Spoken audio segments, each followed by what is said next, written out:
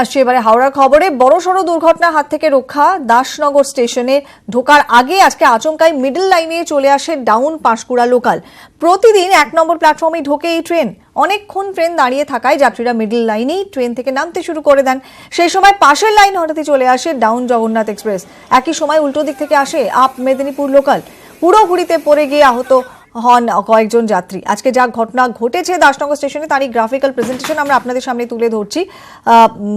দেখুন, মিডল লাইনে আজকে চলে আসে হঠাৎ করে এই পাঁশকুড়া লোকাল এবং মিডল লাইনে দাঁড়িয়ে পড়ে, কার্যত বলা ভালো। অনেকক্ষণ যাত্রীরা অপেক্ষা করেছিলেন যদি প্ল্যাটফর্ম পায়, কিন্তু 1 নম্বর প্ল্যাটফর্মে দাঁড় না করিয়ে ট্রেনটিকে মিডল লাইনে দাঁড় করিয়ে দেওয়া হয়। আর তখন তারই পাশে আচমকাই চলে আসে অন্য দুটো ট্রেন। একদিকে চলে আসে উল্টো দিক থেকে আসে আর মেদিনীপুর আপ মেদিনীপুর লোকাল এবং তার আরেকটি লাইনে আসে ডাউন জগন্নাথ এক্সপ্রেস। এবং সেই সময় যাত্রীরা যখন নামতে যান তখন হুড়োহুড়ির মধ্যে পড়ে যান তারা। বড়সড় দুর্ঘটনার হাত থেকে কার্যত রক্ষা পেয়েছেন আজকে বলা ভালো।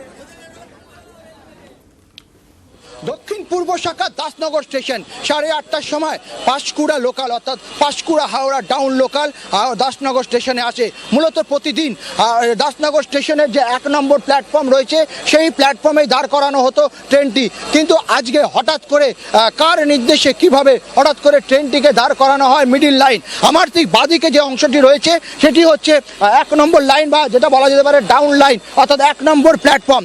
এই প্ল্যাটফর্ম এবং মধ্যখানে আরও একটি লাইন রয়েছে যেটি হচ্ছে মিডিল লাইন, মূলত দূরপাল্লার ট্রেন থ্রু ট্রেনগুলি যায়। অন্যদিকে আরও একটি লাইন রয়েছে যেই লাইনটি অর্থাৎ হচ্ছে আপ লাইন, যেখান দিয়ে লোকাল এবং বিভিন্ন ট্রেন অর্থাৎ দূরপাল্লার ট্রেন সেগুলিকে যাওয়ানো হয়। হঠাৎ করে আজকে এই পাঁশকুড়া লোকালকে নির্দেশ দেওয়া হয় মিডিল লাইনে দাঁড়ানোর এবং সেই মিডিল লাইনে দাঁড়িয়ে থাকে দীর্ঘক্ষণ ট্রেনটি দাঁড়িয়ে থাকে। তারপরে যখন যাত্রীরা বোঝে যে আর প্ল্যাটফর্মে নামার কোনো জায়গা নেই, ফলে তখনই তারা কয়েকশো যাত্রী তারা কিন্তু নামতে শুরু করে এই মিডিল লাইনে।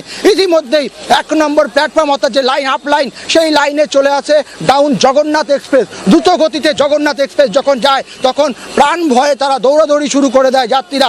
অন্যদিকে যখন নিজেদের বাঁচাতে আপ লাইনের দিকে নিয়ে যায় সেই সময় চলে আসে মেদিনীপুর লোকাল। ফলে এই দুটি ট্রেন এবং মাঝখানে পড়ে যায় কয়েকশো যাত্রী। প্রাণে বাঁচার জন্য দৌড়াদৌড়িতে বেশ কয়েকজন যাত্রী পড়ে গিয়ে আহত হয়। তারপরেই উত্তেজিত যাত্রীরা তারা অবরোধ করে দাসনগর স্টেশন।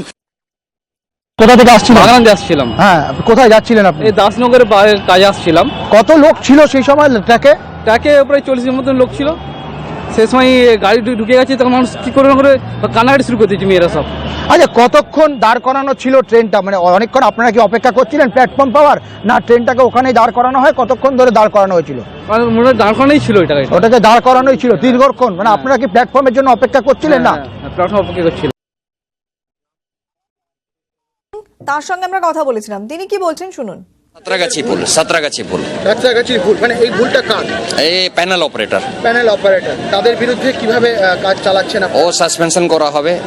আমরা হায়ার অথরিটিকে জানিয়ে দিয়েছি, উনি স্টেপ নেবেন। মিডিল লাইন চালালে লোকাল পাওয়া যায়, এই প্ল্যাটফর্ম পাওয়া যাবে না। দাসখানে ও ভুলে ডাউন মেনে চালানোর কথা ছিল, মিডিল লাইনে চালায়নি, ক্যাবটা পায়নি।